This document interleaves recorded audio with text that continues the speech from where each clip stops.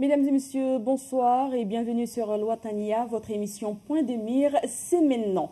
Le président de la République, M. Mohamed Ould Abdelaziz, est le seul, estime les rapatriés, le seul à même d'apporter des solutions rapides à leur calvaire qui dure depuis le retour au pays il y a bientôt 6 ans. L'information selon laquelle le président de la République, M. Mohamed Ould Abdelaziz, aurait reçu ce matin au palais présidentiel ces rapatriés. Une information relayée par un site électronique de la place est avérée fausse. N'empêche, ce soir, dans Point de mire, nous allons essayer de décoder, de déchiffrer, de décrypter ce problème auquel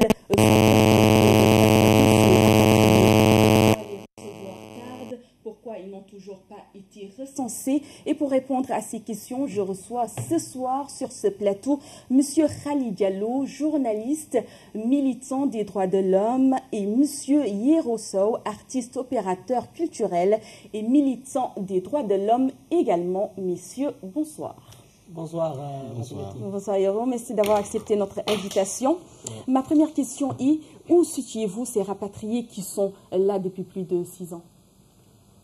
Ça, c'est la question que toutes les lèvres et toutes les langues mauritaniennes se posent à l'heure actuelle. Et je pense que c'est vrai qu'il y a eu une vraie fausse dans certains sites de la place pour dire que voilà, qu'il y a eu, le président les a reçus. Donc moi, personnellement, j'ai pris le temps d'appeler le président Ndiaye, le président des rapatriés qui ont organisé, qui ont fait la marche de Bogué jusqu'à Nouakchott. Et la réception au palais n'est pas vraie, l'information est erronée. Ils étaient au palais ce matin? Il m'a dit tout simplement qu'ils n'ont pas été reçus par le président de la République et que ce dernier, selon l'intermédiaire du palais, que ce matin, ils n'ont pas été reçus et que l'intermédiaire leur a dit que le président a dit qu'il ne les recevra qu'à Bogué parce qu'il sera à Bogué en visite. Lundi. Le lundi, c'est l'information qui a été sortie.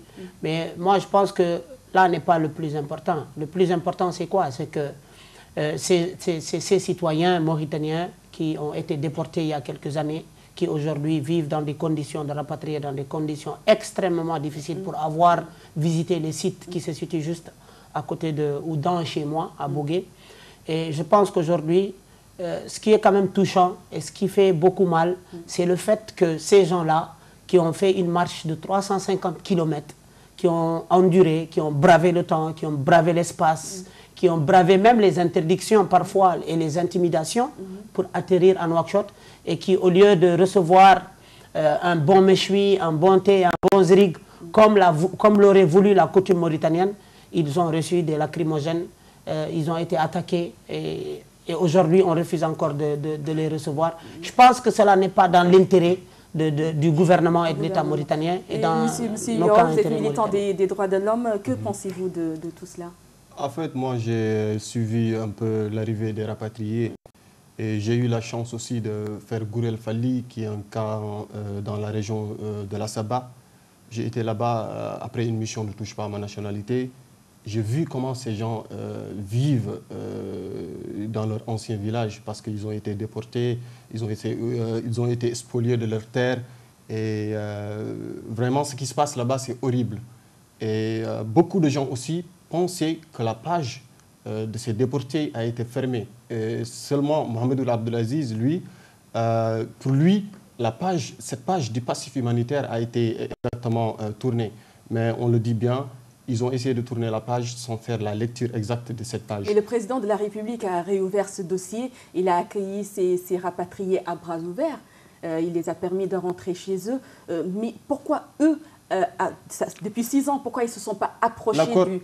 L'accord tripartite entre le HCR, le gouvernement sénégalais et le gouvernement mauritanien date du novembre 2007. Et les déportés mauritaniens, ils n'ont pas vraiment... l'accord tripartite n'a pas été respecté, pour dire vrai. Parce que si c'était vrai, le HCR n'allait pas plier bagage pour rentrer. Et l'ANER qui était là, l'Agence nationale pour la réinsertion des rapatriés, a été fermée. Exactement, pour dire que cette page a été tournée. Mais non, la réalité est là, c'est l'échec exactement du gouvernement de Mohamed Ould Abdelaziz, parce que le monde et toute la population mauritanienne dans sa majorité pensaient que ce dossier a été clos. Mais là vous parlez d'échec, M. Khali, il vient de nous parler d'échec, mais pourquoi aussi attendre quelques jours avant la présidentielle pour se manifester, pour faire cette marche? Pourquoi? Moi, je suis d'avis avec Hiero, et je voudrais tout simplement dire une chose. En fait, il ne faut pas qu'on mette les charrues avant les bœufs. Ces gens, ils ne sont pas venus quelques jours avant, parce que ces gens, ils sont rentrés, ça fait 6 ans qu'on les a ramenés. Et on les a ramenés avec des promesses. Et ces promesses n'ont pas été tenues. Et ces personnes-là, elles ont tellement eu d'intermédiaires entre elles et les premiers responsables ou les hautes autorités de ce pays-là. À un moment donné, elles se sont dites, il y en a marre, il faut que nous, on puisse aller rencontrer nous-mêmes et écouter la version officielle du président de la République. Et ce qui est choquant, c'est le fait qu'ils ne soient pas reçus pour qu'on parle avec eux. Et aujourd'hui, je pense que, encore une fois, l'État mauritanien rate la marche par rapport à ces rapatriés-là. La marche, c'est quoi? C'est qu'aujourd'hui, le slogan du président de la République ou de la présidence, si on veut, c'est le président des pauvres. Mais moi, je pense qu'il n'y a pas plus pauvre, même s'il y a d'autres pauvres, mais il n'y a pas plus pauvres que ces rapatriés-là à qui on a repris ou on a enlevé tout ce qu'ils avaient en matériel et en dignité. Ils se sont reconfortés en essayant de revenir chez eux. Mais eux, avant d'organiser cette marche, ils ont contacté les services concernés qui, à leur tour, leur ont dit que le président va les recevoir, mais plutôt à Bogué, non à Nouakchott. Ils ont préféré braver... Non, mais cette information a été donnée qu'aujourd'hui. C'est qu'aujourd'hui qu'on leur a dit que le président a dit qu'il les recevra à Bogué. Avant la marche, ça n'avait jamais été dit. Et la marche, ils se sont levés, ils en avaient un ras-le-bol et ils ont fait la marche. Mais le problème qui se pose, c'est quoi? C'est que tous ces 350 km qu'ils ont fait, ça ne suffit pas pour créer un peu d'humanisme au sein des autorités mauritaniennes pour les recevoir. Nous, on n'est pas là pour faire la goutte qui va faire déborder le vase. Non, nous, on est là en tant que jeunes Mauritaniens et en tant que jeunes concernés. On ne se situe dans aucun camp politique, encore une fois. Il faut que les choses soient claires. Nous ne sommes ni de l'opposition, ni du parti au pouvoir. Nous sommes des citoyens mauritaniens, modèles, et qui quand on voit une injustice, on est à mieux de la dénoncer. Maître Fatimata Mbaye a fait une déclaration qui est très importante. Quand il reparle de la fermeture de l'ANER, l'ANER a été fermée. Moi, je dirais que l'ANER n'a pas été fermée. Ils ont essayé de tourner la page pour créer une transition en créant Tadamoun. Et Tadamoun a été orienté vers les cas d'esclavage. Et Maître Fatimata Mbaye a posé une question très importante. Serait-il important aujourd'hui d'auditer l'agence de l'ANER avant de passer à autre chose? C'est quelque chose de très important. Et sur les 24 000 et quelques rapatriés qui sont rentrés en Mauritanie, il n'y a que 8 336 qui ont été recensés. Et le cas des autres? Mais parlons justement de recensement, M. Hiero. Pourquoi pose-t-il le problème de recensement alors que ce dernier est ouvert? Le recensement par rapport aux déportés mauritaniens qui étaient au Sénégal, c'est qu'ils ont des problèmes d'identification parce que certains, ils avaient le VRF et d'autres, comme les enfants par exemple, qui sont nés au Sénégal, qui ont grandi au Sénégal, eux, ils ont les problèmes exactement pour se recenser. Pourquoi? Parce que il y a certains, leurs familles ne sont pas revenues au complet. Il y a la maman qui est peut-être restée au Sénégal ou le papa qui est resté au Sénégal. Et du coup, il faut exactement l'acte de naissance du père et de la maman et de l'enfant pour pouvoir se recenser. Et en général, c'est pour les enfants. Mais pour les vieux aussi, il y a un problème parce qu'à chaque fois, ils partent pour réclamer. On leur dit qu'il y a un problème de réseau ou d'autre part parce qu'il y a un problème d'identification qui est là. Donc je me dis que c'est le gouvernement quand même qui n'a pas exactement pris en charge exactement ce dossier. Mais c'est un cas particulier. C'est des cas particuliers.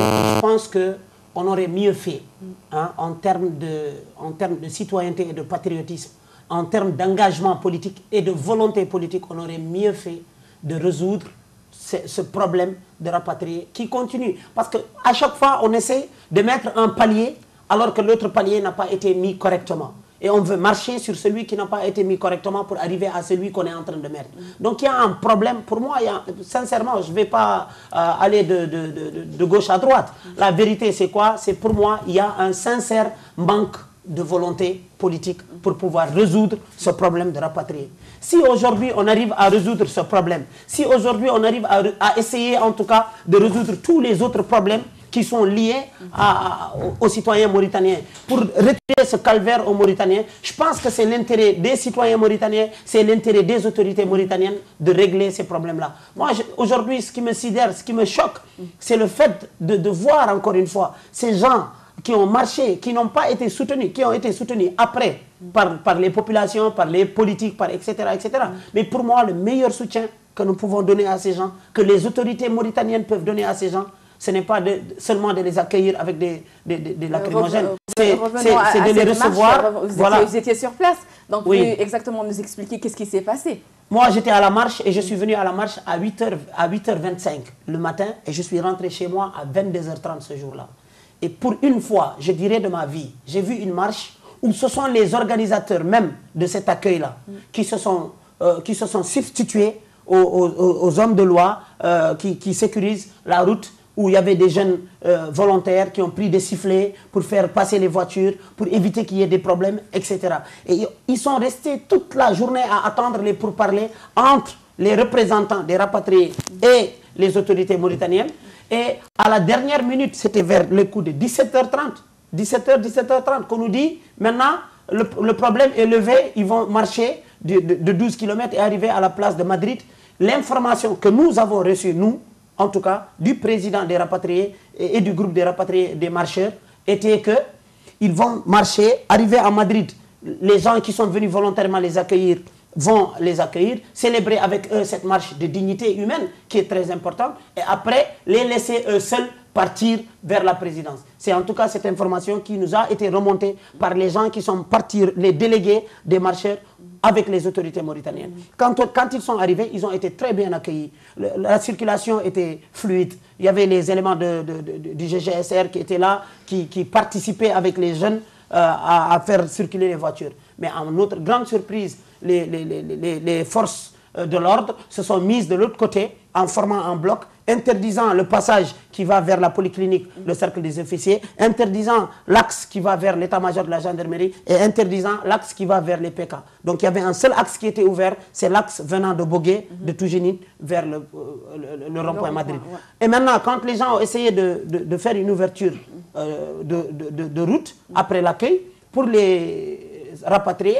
la police a dit non, ils ne passeront pas. Quand ils ont dit ils ne passeront pas, personne, je dis bien, et ça, je parle parce que j'étais là, je ne parle pas parce que voilà, j'ai envie de les défendre et de raconter des mensonges. Non, personne n'a été impoli ni incorrect en face des forces de l'ordre. Ils ont décidé, après quelques petites secondes de discussion, qu'ils vont dormir au niveau du rond-point de Madrid, que moi j'appelle aujourd'hui le rond-point de la honte, hein, parce que c'est le rond-point de 4 mai.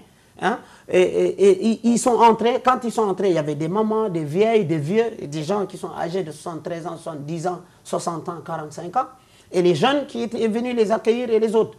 Et quand ils se sont mis à prendre place pour s'asseoir, il y a eu une pluie de lacrymogènes sur les gens. Et il y a eu beaucoup qui se sont affolés, qui ont fui. Peut-être qu'après, les gens nous diront, oui, ils ont cassé des voitures, etc. Moi, je ne suis pas là pour nier les choses en bloc. Parce qu'en fait, il ne faut pas qu'on passe dans une politique de déni. Exactement. On n'est pas là pour... On va revenir d'ailleurs sur ça. Monsieur Hierro, quelle analyse faites-vous de cette situation? Bon, c'est une honte. C'est une honte parce que, comme l'a souligné Khalid Diallo, depuis 8 heures, on était là-bas. Et on pensait quand même que c'était une occasion pour tous les Mauritaniens pour se revoir et pour accueillir ces problèmes à bras ouverts et pour chercher des solutions durables pour exactement se débarrasser de ce problème-là. Et malheureusement, ça n'a pas tombé comme ça. Et ils ont été accueillis à coups de grenades lacrymogènes. C'était vraiment une honte. Et après, c'était la confusion. Parce qu'il y avait une émotion par là, à voir des vieilles femmes âgées de 60 ans ou plus, des vieux âgés de 60 ans. et des enfants, des fillettes, et tout le monde comme ça courait. Et c'était vraiment le désordre qui a été provoqué par les forces de désordre du gouvernement de Mohamed Ould Abdelaziz. Donc c'est eux qui prendront cette responsabilité. Parce que quand il y a la foule, exactement, les forces de l'ordre devraient être là pour garantir la sécurité. Et malheureusement, ils n'ont pas été là. Et la foule exactement, elle était là. Il y avait du monde et ce monde-là faisait peur exactement au système. Donc, ils ne voulaient pas que cette foule-là se déplace pour aller accompagner ces déportés mauritaniens qui marchaient vers le palais présidentiel. C'est pour cela qu'ils ont voulu exactement semer le désordre. Et voilà, quand il y a un désordre qui a été provoqué par le gouvernement, tout peut arriver. Il y a des gens qui ont été blessés, il y a eu des gens qui se sont évanouis. Donc, c'est le désordre qui est là. Et s'il y a vraiment eu des voitures qui ont été cassées, nous, on peut dire que ça ne relève pas de la volonté des marcheurs. Parce que les marcheurs, ils ont été accueillis par ces gens. Et ces gens-là aussi qui étaient là pour les accueillir, ils ne peuvent pas prendre cette responsabilité parce que la cause, elle est originaire des forces de l'ordre qui ont exactement voulu disperser la foule de cette manière-là. Et vraiment, c'est une honte et quelque part aussi une déception parce qu'on pensait que ça allait se résoudre, mais finalement, ça ne s'est pas passé comme ça. D'accord. Et y a-t-il parmi eux, parmi ces rapatriés, des anciens fonctionnaires qui n'ont pas rejoint leur fonction d'avant rapatriement? Oui, lors de la conférence de presse d'ailleurs, ils en ont parlé. Ils ont dit qu'il y a vous savez, il y a eu un processus déjà de reprise des anciens fonctionnaires. Ça, quand même, c'est quelque chose de très positif qui a été fait par l'État mauritanien. Mais de l'autre côté, il y a encore des anciens fonctionnaires qui sont victimes des événements de 89, qui sont rentrés, qui font partie de ceux qui ont été rapatriés dans leur pays, qui n'ont toujours pas été insérés. Et d'ailleurs, eux, avant même l'insertion, ils ont quand même posé des choses qui sont très importantes lors de la conférence de presse. Ils disent, avant de chercher à être inséré dans la fonction publique, on doit déjà avoir des documents qui nous donnent et qui au moins nous donnent la garantie d'être des Mauritaniens. Vous voyez un peu. Moi, je pense que quelque part, peut-être que l'entourage de la présidence a quand même mis l'huile sur le feu. Moi, c'est comme ça, mon analyse personnelle, ça n'engage que moi. Pour moi, l'entourage du président a fait croire au président que oui, c'est des gens, c'est des sauvages, c'est des violents, c'est des gens qui sont venus parce qu'ils ont été téléguidés par des politiques. Et moi, en tout cas, à mon avis, je ne sais pas, je ne pourrais pas mettre ma main sur le Coran et jurer, mais je suis sûr et certain d'une chose, que ce que j'ai vu ce jour-là n'a rien à voir de la politique. C'est vraiment une volonté des citoyens mauritaniens qui ont trouvé la meilleure méthode pour exprimer leur ras-le-bol. Et je donne un exemple. Quand le marcheur de Kaïdi, qui a marché pour soutenir le président de la République, a fait la marche, c'est tous les cadres qui sont partis l'accueillir. C'est tous les cadres qui ont envoyé des médecins pour le suivre. Il est arrivé à la présidence et les gens l'ont accueilli avec des pompes. C'est très bien. Si lui, il a choisi en tant que citoyen mauritanien de soutenir Abdelaziz, c'est son choix. Mais de l'autre côté, il y a un devoir que le président devait se faire. J'aurais été à la place du président de la République, je n'aurais jamais envoyé des interlocuteurs parce que c'est une partie très importante des citoyens.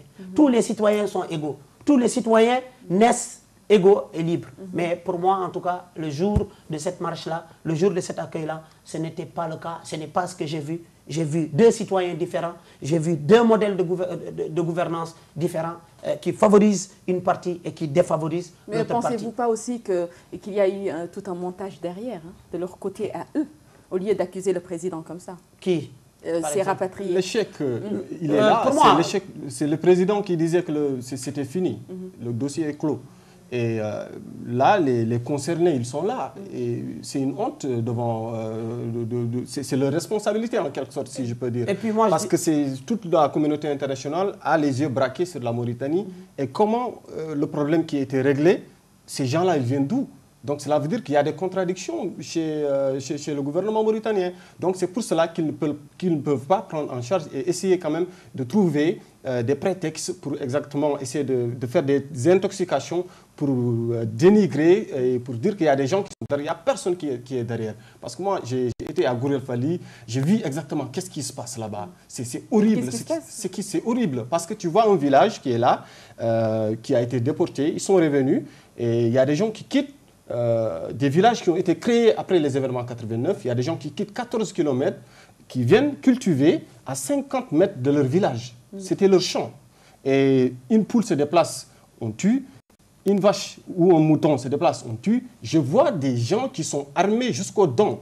Ils ont désarmé les Peuls et ils ont monté la communauté aratine contre ces gens-là. Parce que quand on récupère ton champ, alors qu'on donne ça à un autre et on l'arme, cela veut dire qu'ils sont en train de tenter quelque chose entre la communauté Peul et la communauté Haratane. Donc il faut que les gens pensent à ça. Parce que j'ai vu des villages qui s'appellent un village Woulboylil, c'est des villages qui ne datent pas par rapport à Gourel Fali. Donc le système, il est en train de mettre en place quelque chose. Il faut que les gens se remettent un peu leur idée sur ça. C'est très important parce que c'est un conflit qui risque d'éclater entre ces populations qui vivent ensemble, alors que l'État a sémé un désordre entre ces gens-là. Donc ce qui se passe à Gourel Fali, c'est, il me disait, le vieux Colombo Fali, le chef du village, il me disait, si les événements 89 sont passés, peut-être c'est pour vous, mais nous, on est toujours dans pire même que ces événements 89. Donc c'est vraiment, je ne peux pas dire la vie qu'il... Mais aussi ces vieux qui parlent. Pourquoi en fait mettre de l'huile sur le feu? Pourquoi ces idées? Pourquoi ne pas essayer de rapprocher ces gens? Essayer de trouver un compromis et essayer d'aller de l'avant, laisser Il me le passer. disait, ça fait presque une année qu'on se déplace pour voir le hakim. Le hakim ne nous reçoit pas. Tu ne peux pas voir le gouverneur parce que tu vas d'abord passer par le hakim. Et là, ils ont fait toutes les procédures. Moi, j'en connais. Je connais des étudiants qui sont originaires de Gourel Fali, qui sont là. Samba, par exemple, c'est le président des élèves et étudiants rapatriés. Il est de Gourel Fali. Ils ont fait toutes les démarches possibles. Et il y a cela 1 an et 8 mois, on a eu à faire une conférence sur leur situation. Et personne n'en parlait. Tout le monde avait oublié le problème de ces déportés-là. Et donc, c'est maintenant que les gens commencent à savoir qu'il y a des Mauritaniens qui sont en train de vivre de la misère. Il faut que les Mauritaniens le sachent. Il faut que le gouvernement mauritanien sache que tous les Mauritaniens doivent être égaux. Et ces gens-là, qui étaient ici dans leur pays, ils avaient leur bétail. Et comment quelqu'un qui avait, par exemple, 50 vaches, on le déporte, on récupère tous ses biens, et on le ramène, on le donne une vache plus 4 sacs de gemher. Non, ce n'est pas comme ça que les choses doivent se passer. Parce que c'est des Mauritaniens, on doit les remettre dans leurs droits. Et exactement, l'autre problème, c'est quoi? C'est entre les populations riveraines, les populations de Garala, les populations de Woulboylil, un village qui s'appelle Woulboylil, et les populations de Gourel Fali. Parce que c'est un conflit qui risque d'éclater. Parce que tu ne peux pas frapper quelqu'un, tu le déportes, tu récupères ses champs, et là, il est là, les bras croisés.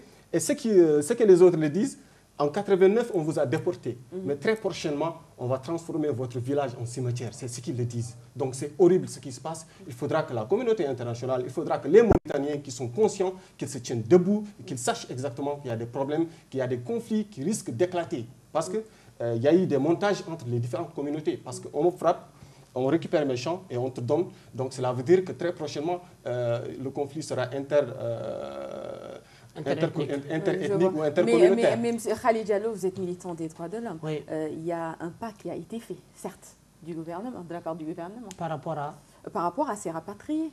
Oui, déjà, tu sais, comme j'ai dit tout à l'heure, on ne rentre pas dans la politique du déni. Moi, quand je vois des choses positives, je dirais qu'elles sont positives. Mais aujourd'hui, le tableau est sombre. Il est très sombre et la réalité est autre. C'est-à-dire, les choses sont simples. Aujourd'hui, on aurait eu la volonté de régler ce problème, on l'aurait réglé. Ça, j'en suis convaincu. Et je reste ferme là-dessus. Et je t'ai entendu tout à l'heure dire pourquoi ces vieux, ils mettent le feu sur l'huile, il faut dépasser, il faut quand même passer à autre chose et laisser le passé. Mais ce que nous, les Mauritaniens, nous oublions, c'est qu'on se sert du passé pour vivre le présent. Et on vit le présent pour consolider l'avenir. Si nous, on essaie d'aller de l'avant, et que tout en sachant, et c'est d'ailleurs ce qui a été longtemps fait, si on laisse le passé, comme il a toujours été fait, pour dire oui, le passé, c'est le passé, aujourd'hui, moi, je ne dirais jamais, par exemple, aux parents des gens qui ont tué ou qui ont déporté, je ne dirais pas à leurs enfants, vous payez parce que c'est votre père qui l'a fait. Non. Seul celui qui est responsable de son acte est comptable de son acte. Ça, c'est quelque chose de très important. Mais il faut qu'il y ait une volonté de dresser les Mauritaniens, pas les uns contre les autres, mais les uns pour les autres. Moi, je reste convaincu d'une chose, que ce pays, il ne peut pas vivre avec deux communautés où chacun se crée son propre territoire à gauche et à droite. Ça, c'est ma position qui est claire. Et aussi, je refuse le fait de clientéliser la question des rapatriés. Ça, c'est quelque chose de très important. Aujourd'hui, on est là, on parle des rapatriés.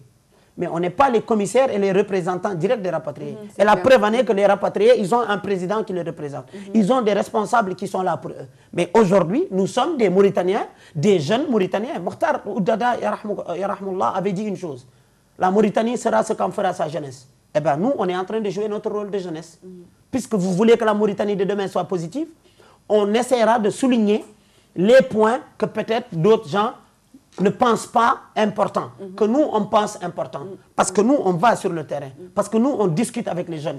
Et si ces jeunes-là ne se comprennent pas, et que nos aînés, eux, ils continuent à dire oui, ça va se régler, sans aucune volonté de régler les choses. Demain, c'est nous qui allons payer les pots cassés de ce qu'eux, ils auront sémé depuis longtemps. Pour éviter ce problème-là, nous, on essaie d'être cette jeunesse complémentaire.